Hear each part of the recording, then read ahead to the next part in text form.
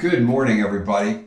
Today we're finishing Paul's letter, which we know is his last letter that we have in his collection. It's the letter called 2 Timothy. And Timothy, remember, was a young pastor that Paul was mentoring.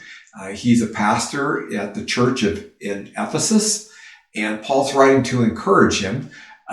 But what helps us understand this letter even more is we know that Paul is in prison, and he is pretty sure, he is very sure, and he turns out to be right, that this is going to, his death is imminent. He is going to die in prison for preaching the gospel. And as anyone who is facing their last days, when they're giving instructions to a friend or a protege, what they say becomes very blunt and to the point. And Paul's letter to Timothy is certainly like that.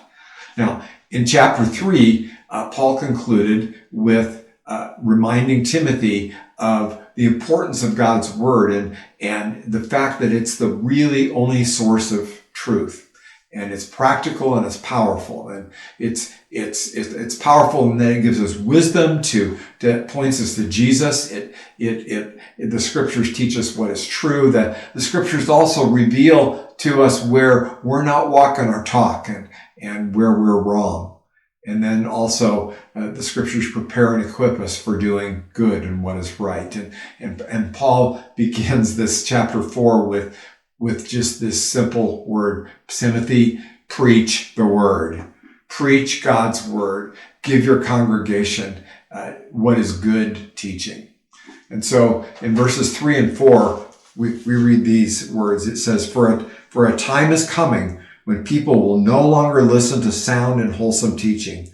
They will follow their own desires and look for teachers who will tell them whatever their itching ears want to hear. They will reject the truth and chase after myths. And so Paul is saying, stay true to God's word. And oh my goodness, can we interpret this for this day? Can we understand it? That it's like speaking to us directly, because we know that there are people all over the spectrum who claim to bring the truth, but there are personalities who all claim to have their own truth. But each of them gain a following, not because what they say is true, but because they say what people want to hear. And discerning real truth is hard, and it's also very uncomfortable. And as Paul instructed Timothy in the verses that following, he says, pray for a clear mind. Keep a clear mind. Keep the focus on the good news of Jesus, his life, death, and resurrection, and that he's called us, his people, to invite other people to experience the love of God as he's given to us in Jesus. So in these final verses of the letter, Paul gets very personal again. He urges Timothy to come to him as soon as possible, because every other person seems like has deserted him. And when Timothy comes, Paul reminds him something very practical. He says, bring that coat that I left in Troas. Perhaps the jail cell is getting cold. Perhaps winter is coming on, and Paul just needs a coat. And he says, also bring my books and papers. And it's possible that Paul was thinking, wow, maybe I can write some more letters in my last day. Just kind of a summary of this whole book.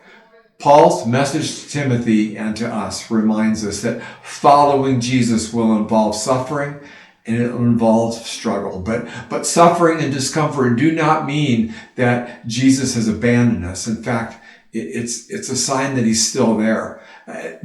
He is there in an even deeper way for us, that a more profound way. And it's when we're going through these hard times, these difficult circumstances, that Jesus' love and his faithful presence are our strength. Jesus is our anchor. And we discover that when we're with Jesus, even though people might desert us, we are never alone, no matter what the circumstances. I pray that this truth, this is real truth, will encourage you and give you hope as you walk with Jesus today. Have an amazing day. If these devotional videos are helpful to you, subscribe to our channel and click the notification button so you know when we post a new video. And of course, please share them with others.